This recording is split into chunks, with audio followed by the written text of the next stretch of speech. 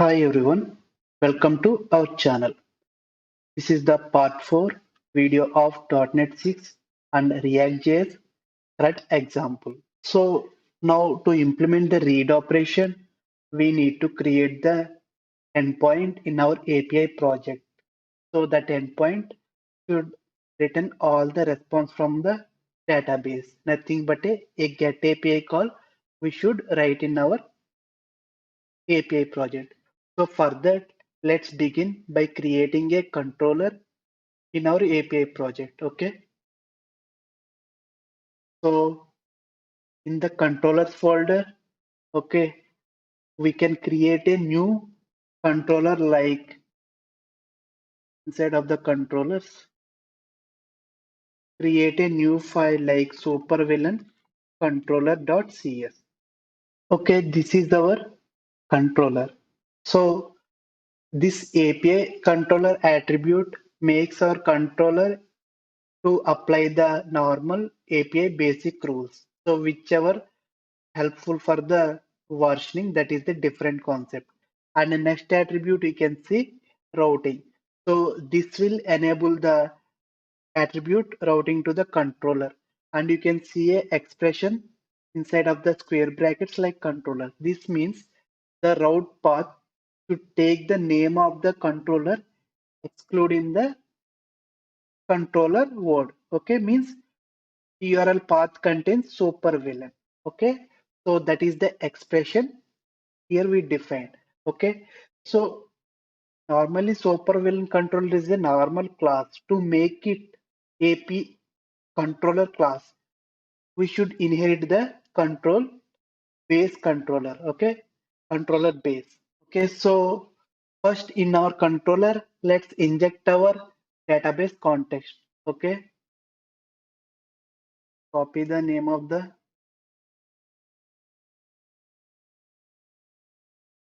the context and let me create a read-only variable like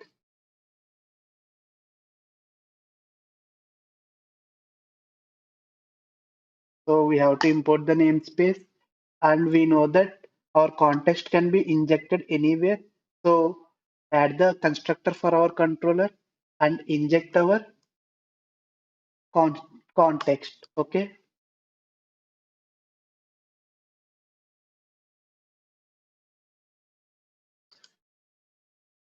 Now to create a get endpoint, we have to write HTTP get action method inside of the controller. Okay, so let me create an action method here. So public, I want to create a asynchronous action method. So async and task and the general type of API return type is iAction result. Okay, and my get method. Okay, this is my action method. So for action method, we should decorate with HTTP verb.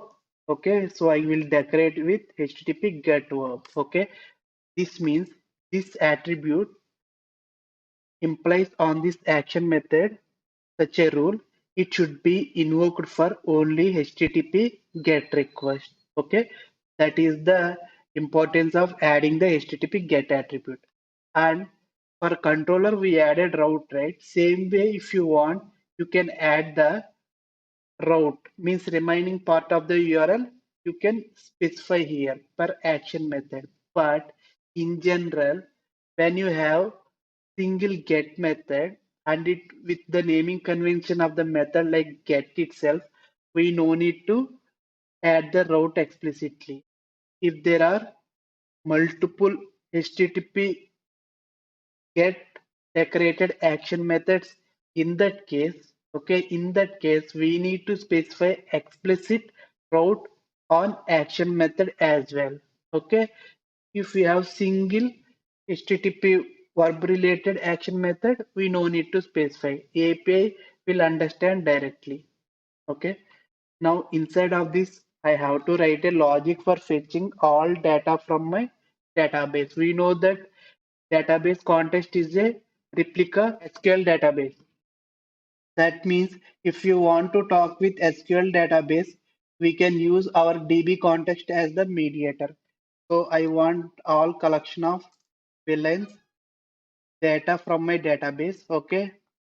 So what I will do, since I am using asynchronous call, right? Await. Okay, and use the database context. Okay, dot, and we know we have registered our table name, right? Supervillains. You can access this. So this will give control over our database context. Okay, so controlling is nothing but what it will do. It will generate a raw SQL. Okay, based on type of query we define here with the help of NT framework and link. That raw query will be sent to the SQL server and executed, and the result set will be given back to the our application from SQL server. So that result will be sent back to the user. Okay, that's simple while using the DB context or NT framework logic. Okay, and now I want all the data, right? That means SQL query should be generated like select star from, means all the records. To do that, we can use the link queue extension, NT framework link queue extension method like to list, but we have to use asynchronously. That call should be asynchronous. Then I have to use async. So to get this async, I have to import the namespace like Microsoft.NT framework core. Okay. So this will simply generate a raw SQL query. Okay, I will show that raw SQL query in my terminal console when we call the API endpoint, right? So in .NET 6, it automatically writes all the query generated from the entity framework. So you can understand more easily what entity framework is doing here. Okay, and now I got the results. I need to return as a response, means successful response. To return successful response, we have a method like okay, which returns 200 response, and to this method I can pass my data. Okay, so with 200 status message, this response will be delivered to the consumer whatever invoke our API. Okay, so that's it. This is my simple action method. Just hitting the database and fetching the data and returning the result as a success. Okay. So to test this endpoint, let's run our project. Okay. .NET watch run. Okay. Enter the command. So you can see a page is open, nothing but a Swagger page. I have mentioned right previously, Swagger is a page where developers can look or search for entire APIs in their applications, and it is also a good testing tool. Okay, and if you observe here with my controller, some nice with some nice design API is showing. So let's click on Get API. Okay, and click on try button, and if you execute it, my API call gets invoked. Okay, and this is my API domain. Okay, you understand, right? So inside our API only Swagger page will be there, which is available through the Swagger library, which is automatically installed when we create our .NET 6 application. Okay, now I have dumped some sample data in my database. So if my API works, I should get these data as a response. So if I click on execute, see, I got data, API data response. This is called JSON response. Okay. So where did I get from? I get from the database through the help of API. And I have mentioned you right, all our request will be generated as a raw SQL query. So if you check this to list async, okay, and here you can see select. Instead of star, it is printed every column. Okay, so which is good because printing every column give more performance than the using the select star. So this is the query generated by this line of DB context. Okay, so that means we are done with our HTTP GET endpoint. Now we have to consume this endpoint into my React application, right? So to consume it into our React application, let's go to our React application. Okay. So to consume it into React application, what I want to do, I want to create a component, and in that component, I want to invoke the API. If I got successful response, I want to bind the data to UI and I want to display it. So for that, let's create a component. So we know previously we have created one component inside of the components folder. So the new component, what I am going to create now, I don't want to create it inside of the components because these components are like small modules. So the component now I am going to create is like a page level, means it displays the content of entire page. You can think like it as a home page. So for that, to give a nice separation or our application to classify as nicely, what I will do, I will create one more folder. It is totally optional. To make it code better, I am separating with folder structure. Okay. So I will create a new folder like pages. So this is also contains React components, but whatever component we are going to create inside of the pages is nothing but entire page. Okay. The content display on the entire page. Okay. Now let me create a new component like all super villain.js. So this is my new component. We know that we have to create function and name of our component all super villain, right? And we have to return some JSX content. Okay, for now, let me give imaginary tags. And finally, we have to export our components. So default all super villains, right? Now here I want to invoke the API call and I want to bind the API call. Okay. So to invoke the API call, instead we can use normal JavaScript methods, but instead of using those JavaScript methods, we can use a third-party library, and which is the most recommended library for invoking the API calls, nothing but Axios. Okay, so this is a third-party library which helps to call the APIs very easily. Okay, and it is very popular library. Okay, let's install the Axios into our React.js application. Okay, to get Axios, such like Axios npm, okay, package. So go to the link, and here you can see on right hand side command to install the Axios. Copy it and get back to our React.js application. Just to open the terminal, okay, just clear it off and paste our command and install the Axios. Now Axios package installed successfully. Okay. Now the thing is, I want to call this API call using the Axios. So what I can do here inside of the function Axios, okay, that imports the namespace dot get, and here I can specify the my API endpoint URL. So API endpoint URL, we know that. So copy it from here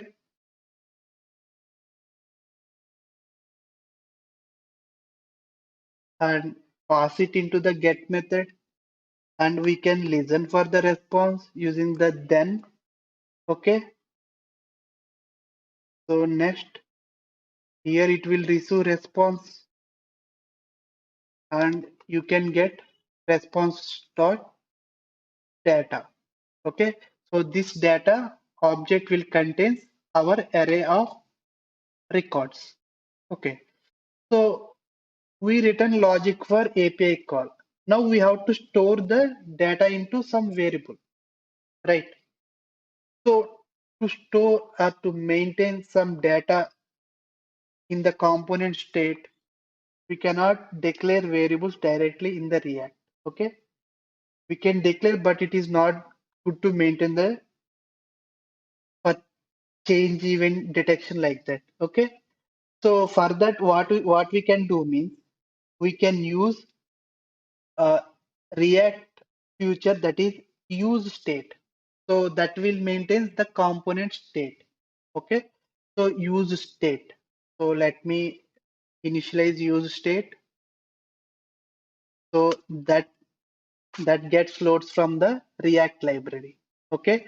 And it will be some method, and the first parameter to this method will be the initial state, nothing but the initial data we want to store. Okay, initially our API will not have call immediately, right? When the application loads, I want to assign some empty array to my variable that's going to store my data. So this means the initial value is empty array, and we have to assign it to the variable.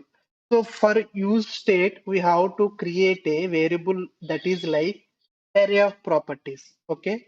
So constant array of properties equal to, and here I have to specify one property name. Okay. So what I will do, it will contains all my supervillains data, right? I will call it like supervillains. So this property will hold this whatever data we put here. If you put some array of data, that data will be assigned to this variable. Okay. Initially we are giving empty array, right? This value will be supervillains value will be empty. So, but we cannot update this variable directly. To update this direct variable or the data inside of this variable, we have to use another variable. Okay, that variable is like a function which can update the state of this variable. Okay, I will name that variable name like set supervillains. So this is a function. So as I need to use state, what it will do, for first parameter it will pass the whatever data it got assigned. The second parameter it pass a function. That function is to update or change or return the state of the supervillain. Okay, so like this. Now to update this value when the response comes, what I can do, I will use set supervillains, which is a method. Okay, one way we can directly pass response.data. Instead of that, if we inject the arrow function, that will be more consistent data we will get. Okay, if we have a lot of updating code in our component, updating the state variable many times at that time, using the anonymous function as a input to the this updating variable is good. Okay, so for that what I will do, arrow function, and this arrow function will contains a variable, any variable, some data, existing data. Okay, this existing data is nothing but the value already exists in this variable. Okay, so using this method we can modify the state of this variable in any way if you want. Okay, and finally I am returning entire new data, that is response from the API. Okay, from the data. So here what you are doing, just updating the supervillains using the set supervillain attribute. But there is a one drawback to write the Axios call like this. Why? Because whenever this supervillain, which is a use state variable, changes, entire component get refreshed. That means again Axios call get invoked. Again Axios call gives the response to the set update. Means again we are updating the our use state. Again component get refreshed. That means it's going to infinite loops. That means we cannot call API call directly in the components when we have a use state variable. So how we can overcome this problem? To overcome this problem, we have another feature from the React, that is use effects. Okay, so use effect, that is also loads from React library. It's going to take two parameters. One is like a arrow function. So in this function, we can write whatever logic we want. And second one is a array of array. Okay. So to this array, you can pass this supervillain. Okay. So if you pass means whenever this value changes, that time only use effect get executed. But our case, API call must be invoked only once, right? So if you want use effect invoke only once when the component renders, then you have to pass the empty array. So I'm going to cut my code and paste it here. Now what will happen is the second parameter of the use effect is empty. The logic inside of the use effect gets executed only once, that is when component is rendered. Okay, so my case is satisfied. Now we update the state also. This effect won't get executed every time. Okay, so that is the benefit. Now I am able to call the API call and I am able to store the data. The thing is, I want to render it. Okay, so let me use the React Bootstrap component for rendering the items. Okay, now just go to the React Bootstrap website and go to components. In the components, let go for cards. I want to display UI each item as a one card. And here we will have a one design. Let me go there. So I want to use this kind of design. Okay, so what I will do, just copy this row data, sorry, row component, and paste it between these imaginary tags. Or if you want, you can remove those imaginary tags as well. Okay, bootstrap component. Okay, so XS1 and MD2 means if it is extra small screen, I want to display only one card per row. If it is medium and above, I want to show three cards per row. What I will do, I will change it to three. That means I want to display from medium range screens to higher end screens, three cards per row. Okay, that is one thing.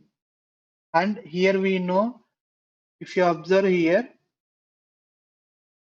for what single flower braces, we will use expressions to render the content, right? Here, see, for looping, here default thing you can see some array and it is looping. So this expression, whatever it will return, that's get rendered. Okay, but we are not having, but our array is supervillains, right? So copy that supervillains. Okay, paste it here. I don't want this logic. I want to loop every item inside of my supervillain, right? So I simply change the index. I don't want SV. Okay, my supervillains item will be looped. Map means it will iterate each item in the array inside of the supervillain. Okay, and now here when we looping the items, we have to add some key attribute to the main item which is looping. Here our looping item is call, right? So to this I have to assign a property key so that it won't get some compiler issue. Okay, so here what I will do, sv.id. ID is nothing but from my API. I have ID property, right? I am binding so that uh, entire this column will be unique. It will have its own ID. Okay, so this logic just for compilation to avoid the compilation error. Okay, here I want to find my image, right? So we don't need to use quotations, double quotes, simply assign the single bracket and sv dot go to our API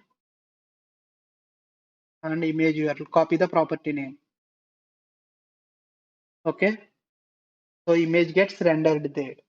Okay, and here at the title I want to render the villain name. So for that what I will do, hv dot what is our villain name property, copy that and paste it over here. Okay, here I have few more properties like franchise and powers, right? So I'm going to display them inside of the card text. Okay, here I will add a bold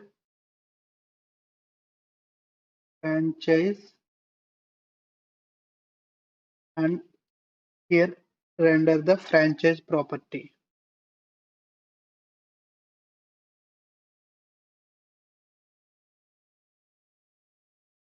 and just copy and paste it down the card text again and here powers. Okay, powers. So that's all the properties we have to bind to this card. Okay, and I think I need to do here. Let me give margin top 1. Okay, I think so far so good. Now to render this component, we know our app component is the main entry component. So let's render our all super villains component inside of the app component. So go to app component. Let's remove this hello world and let's add our all super villains component. Okay. Now let's run both our API project and our React.js project. Okay. Since our API project already running, let me run the React.js project npm start. So here it is showing some errors that are like row column are not defined. Yes, I miss it to add the references, their naming references. Go to Bootstrap website, okay, and copy all these import namespaces and get back to our component, all supervillain component, and add them here. Okay, now let's check our application.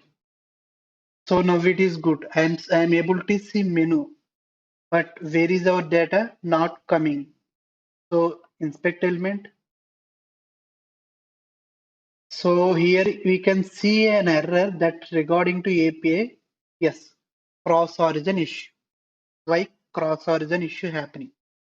So go to networks and if you see here, it is clearly showing server is rejected because server API server running under the port 7024.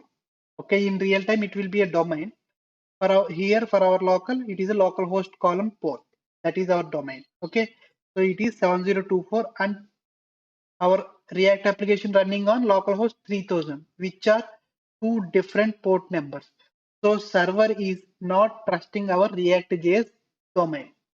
Okay, so server just throwing the request, rejecting the our React.js request. You are not supposed to access my resources.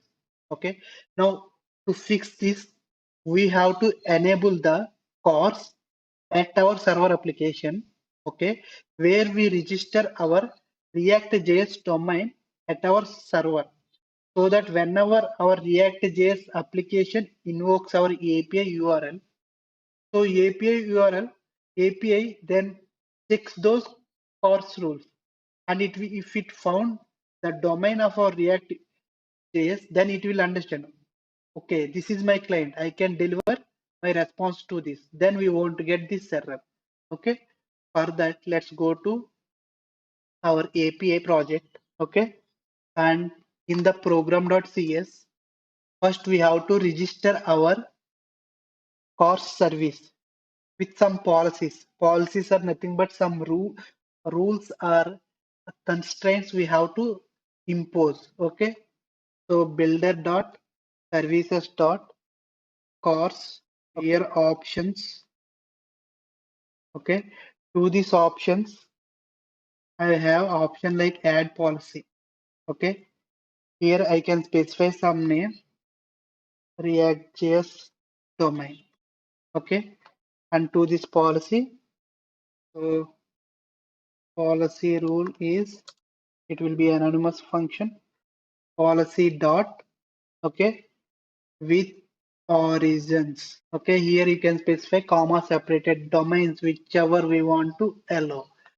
Here for this domain, I just want to allow my React.js domain, right? Copy the domain name, okay, and paste it here. If you have another domain, then paste it here. Okay, like that, whatever domains you want to give access to your API, you need to register them. Otherwise, you are going to get rejection from the API like course issue. Okay, and here one more thing, the domain name should not be end with any tailing slashes or some URL. Okay, remove that slash. And along with that, I will add few more additional like allow any type of header, just an optional, but I am adding allow any kind of method. Okay. Similarly, allow any kind of header, allow any kind of method. You can use allow any origin. Okay. Instead of using with the origins, you can use any origin. That means anyone can consume our API. Okay, which is a good sometimes based on your business. Okay, I'm removing it. So semicolon, semicolon. So that is my service. Next, we have to register the course middleware, and to that middleware we have to pass our policy name. Okay, so that middleware must be above the map controller. What I will do, I will just do above the authorization middleware. Okay, app dot course, use course, and to this we have to pass our policy name.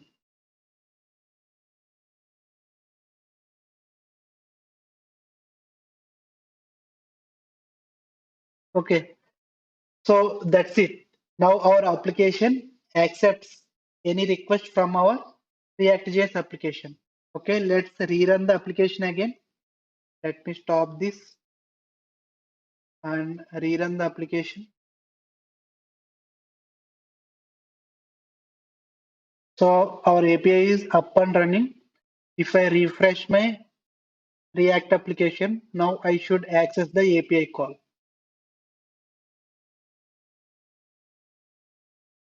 So here you can see success, and you can observe some data get painted on my page. So if I go to the page, see, with nice React Bootstrap cards, I am able to display my items, right? So that's all about the read operation, fetching the data. Next, we are going to do create operation, like saving the new record into the server. Okay.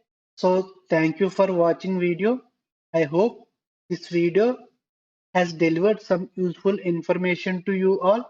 If you like my content, please do support me by subscribing to my channel. Soon we are going to meet with new content. Until then, signing off.